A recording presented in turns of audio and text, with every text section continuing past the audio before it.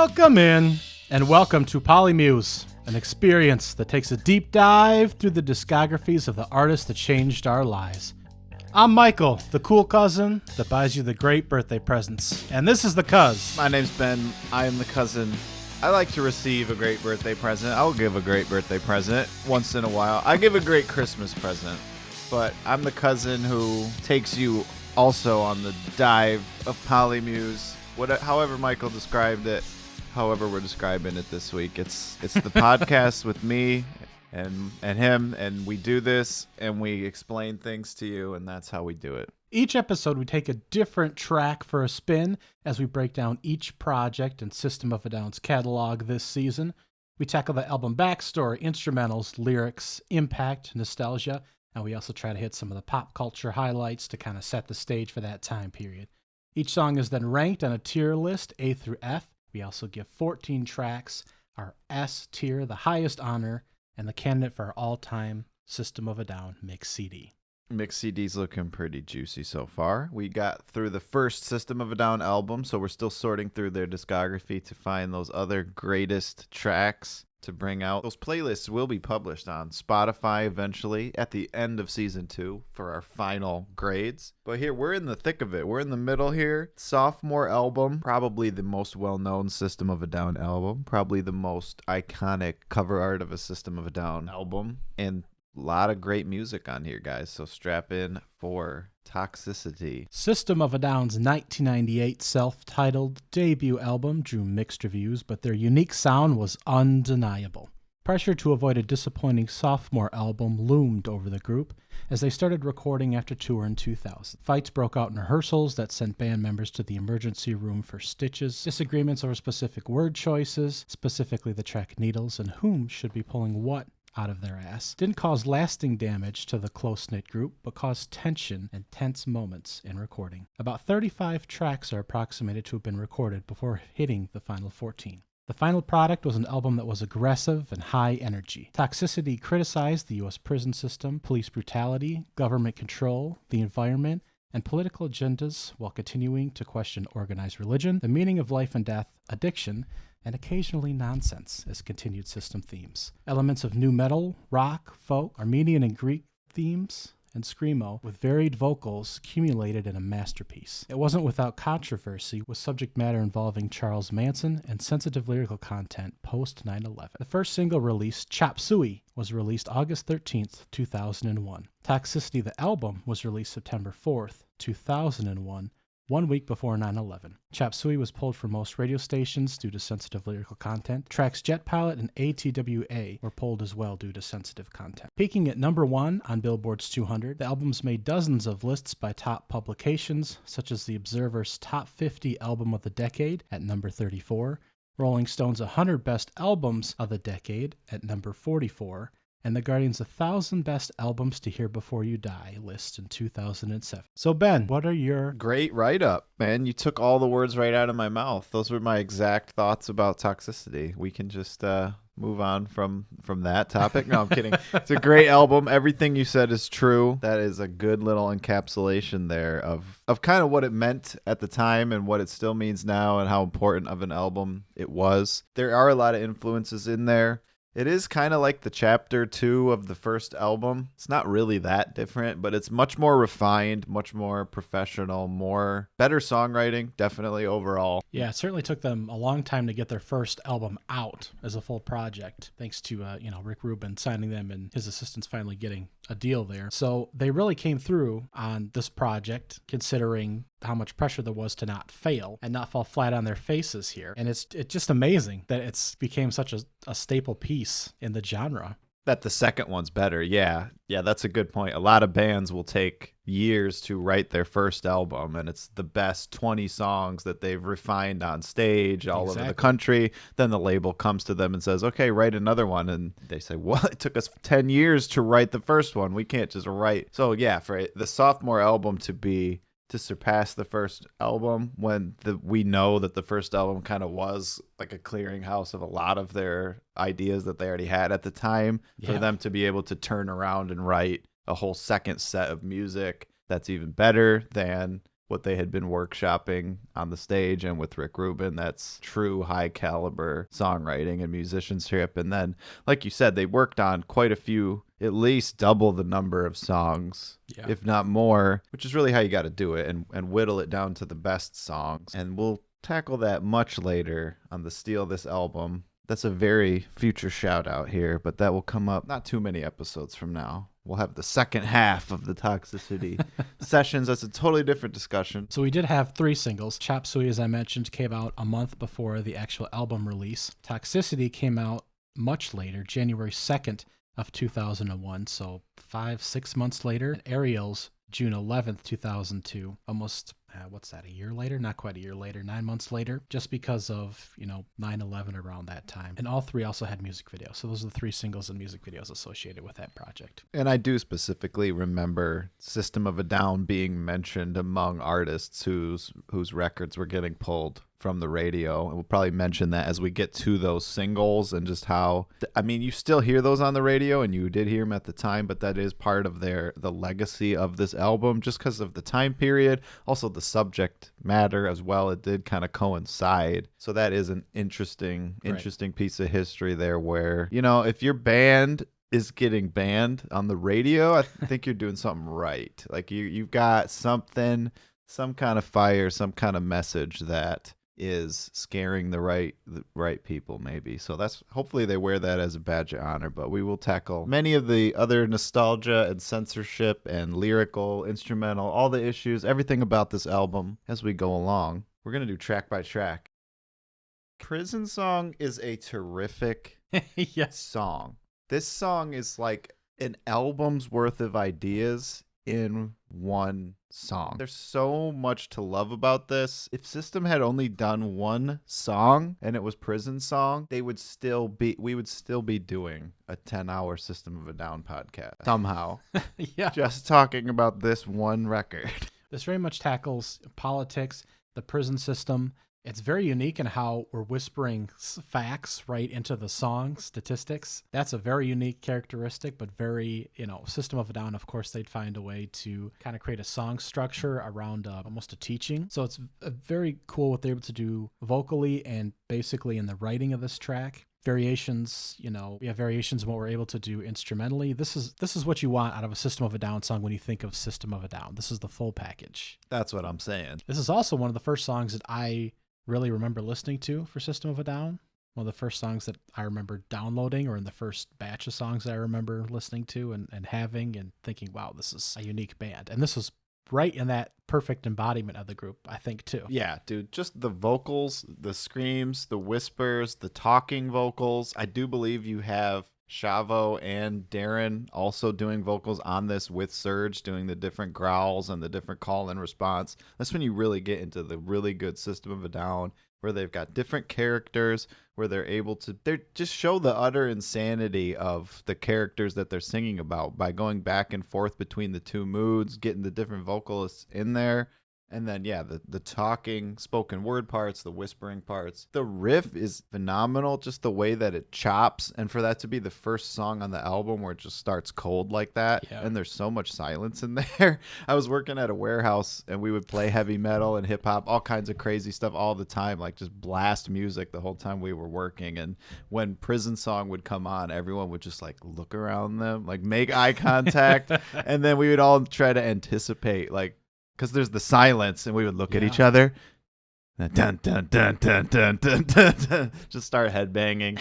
And then during this, trying to build a prison, it gets you in a mood when it's out of high volume like that. To have it go from such loud to silence, it's creepy. This is the creepy stuff. This is, it's cinematic, and it works on so many levels. The political messaging and just explaining situations like the Iran-Contra situation, or these different things around the world where you've got the government funding different drug operations in different countries, and it's a lot to digest and swallow. And I think it's a cool idea for them to just cram a bunch of statistics and information just to get you thinking about some of this stuff or questioning some of this stuff. And there are no other mainstream records, possibly before or since, that attack the prison industrial complex as a concept.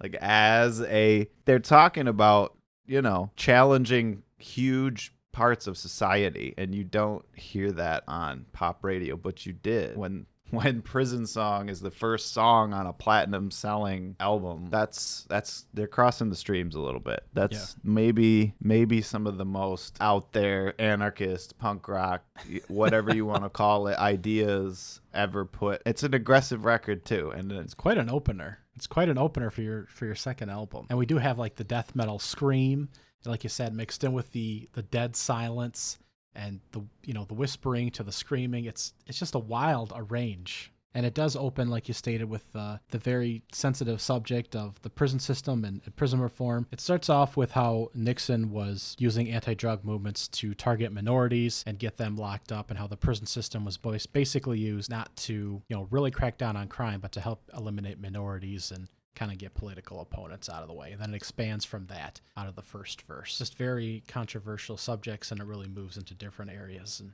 tackles different subjects and governments and questions why we're doing different things and what's the real motive for those objectives. And there's kids who had never considered any type of non-mainstream, semi-radical or otherwise political opinion at all. Like, there's people who this was their only exposure to questioning anything. I mean, you put this up against other music that was coming out at the time, or even other heavy metal. Like, there's heavy metal that's about depression, that's about religion, that's about drugs, and even politics here and there. But for how mainstream this is, and for how much they want you to look at society differently than the mainstream opinion of society wants you to look at it, it's just incredible. It's an incredible achievement because their talent is undeniable. The writing is just so incredible, and we've said it before, even for a non-metal fan, people can enjoy System of a Down because the writing and the performance is so good. Right. It's just the perfect package. It's the only way to get a message like that across. You have to be so good that you're just undeniable, that you're still on every platform, even if you're trying to tear down the very system that's promoting you to stardom.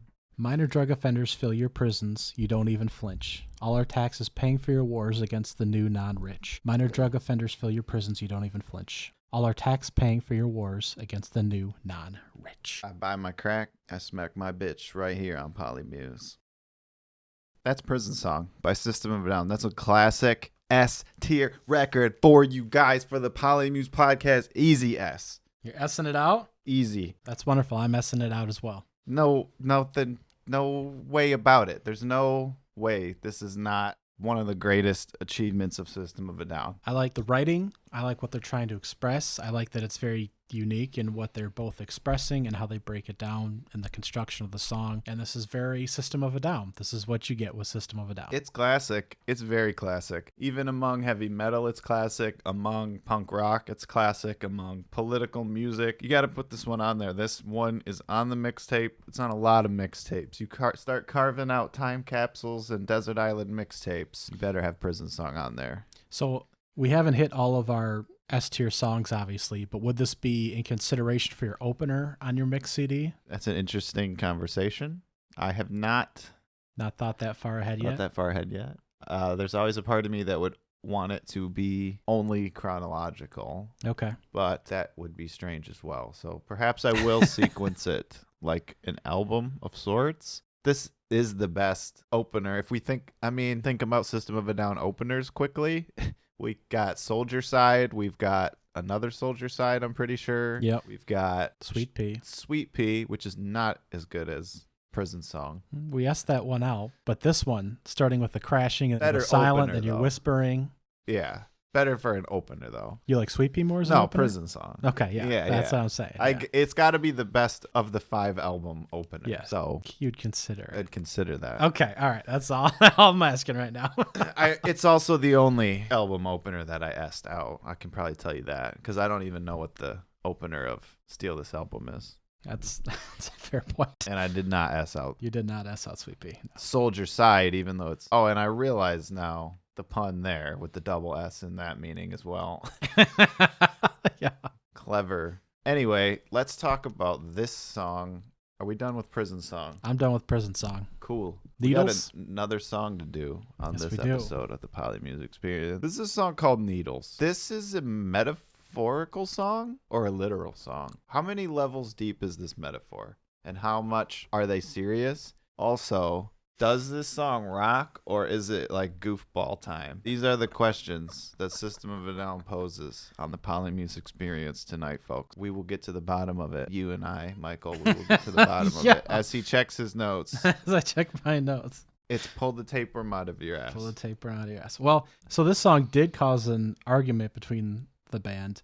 The tapeworm did cause an argument as far as lyrical writing in this track. The my ass switching to your ass was an argument. It's being too finger pointy. Is the audience pulling a tapeworm out of their ass? Is the band pulling the tapeworm out of their ass? There was a conflict over the writing in the song as to who's pulling what out of their ass here. Who's pulling the tapeworm out? I think that was the tension of writing the album and, trying to be more successful. And, that was a very fine line in the writing of this song, is to be finger pointy and who's being critical of who here. Anyways, I hate that kind of thing. Yeah. That's why I understand why they broke up by that point. Because when your band is being that, I understand being meticulous about your writing, but when you can't collaborate meticulously and when you got multiple people in the band that are just like harping on every single turn of phrase and every single chord change like that, it gets impossible. So, and that's kind of the vibe that I get from them nowadays, where they talk about why they don't write together anymore. So what? Does it even change? It is so it's a metaphor. Does it change the metaphor one way or the other? It's about being controlled. It's about feeding something inside of you that is evil and that is not yourself, and that the tapeworm out of my ass. What's the difference? It's rhetorical either way. Isn't it the same meaning? Because he's just like a narrator. It's not yeah, pretty much. It's just whether it's kind of more directive at the listener, or it's just kind of a direct. You'd have to really be paying attention. You have to really be paying attention. Yeah. And it's just kind of and taking it seriously. Yeah, pretty much. I will say this episode of the Poly Music Experience is not FCC compliant at all. We're breaking multiple profanity rules. You can say the word ass on the radio as long as nothing is going into or out of the ass. So you can say like, well, I that's can not say like, happening to me right now. You're so. an ass on the radio, but I can't say like, pull the tapeworm out of your ass. Oh my god. That would be the feds would get mad about that. So now we're not compliant. Well, this is obviously an explicit episode. Okay, what if we switched it to pull a tapeworm out of Are we out of an ass? About this right now and break out of up an the ass? band Out of your ass? I'm just wondering spot? which one's not compliant. Out of an ass? What if you pull well, a it's tapeworm even worse. out of? Because when I was on college radio, we also couldn't do calls to action. So you could not like tell people to do things. You can't say like, come on down to the show. You can't say that because it's like telling someone to do something. You have to be like, we're having a show. It'd be great if you could come. So pull the tapeworm out of your ass is not only profane, it's also a call to action. So we'd get in double trouble on college radio or whatever, like nonprofit radio. Okay. So it does matter. It's a turn of phrase. If it was pull the tapeworm out of my ass, he still couldn't say it on the radio. And speaking of radio, let's treat your feet and your ear meat with some needles. That song rocks. Yes. I love that song. The riff is heavy. It's awesome that they both sing on it. I like that Darren sings more and more, and Darren kind of sings the bridge section by himself, and then Serge comes back. I love it when bands have multiple points of view, multiple vocalists. This riff is great. The construction of the song is great. Did we decide what it's about? It's about like control. Parasite, control, living off you, feasting. Feeding. It's open to interpretation more than anything. Could be like feeding your ego, like feeding something inside of you that's like taking all your nutrients, and then you're not actually nutritioning your soul. Yeah, it could be a literal tapeworm. It could be about a tapeworm. That's what I'm getting at. Is it because they sing about nonsense so frequently? But and that's what I was wondering, if there was arguments in the band of like, we have too much political songs, or we have too much songs about I think the prostitutes and monkeys or whatever. Like I think the adjective. I think it's supposed to be more about some kind of political control or something getting in your mind as an idea controlling you, and that's why the adjective was fought over more so than nonsense, right? Like you need to pull the bullshit out of your head, get it out of your head. And, depending on the adjective, it sounds more like the person that's proclaiming that or the audience, kind of depending on how it was written. Does that register with you? I kind of get it, but only kind of. Okay. That's why it deserves a B+. I gave it a B, so I'm glad we're on the same Nice. page, at least on that. Pull the tapeworm out of... Just, yeah. Is it that complicated? He says it a lot. He does. He says it about 50 times. I think I get the message. We understand it here on the Polymuse podcast. Yeah, we we know got it. exactly what they were getting at. We know which ones are nonsense and which ones are real sense. Hopefully that made some real sense to you. We're going to keep cruising along with System of a Down, track by track, song by song. We are knee deep into the second System of a Down album now. We're going to keep cruising, guys. 2 songs a week. Just remember to pull those tapeworms out first. It's a prereq. And we'll be back to talk about something else exciting next time, I'm sure.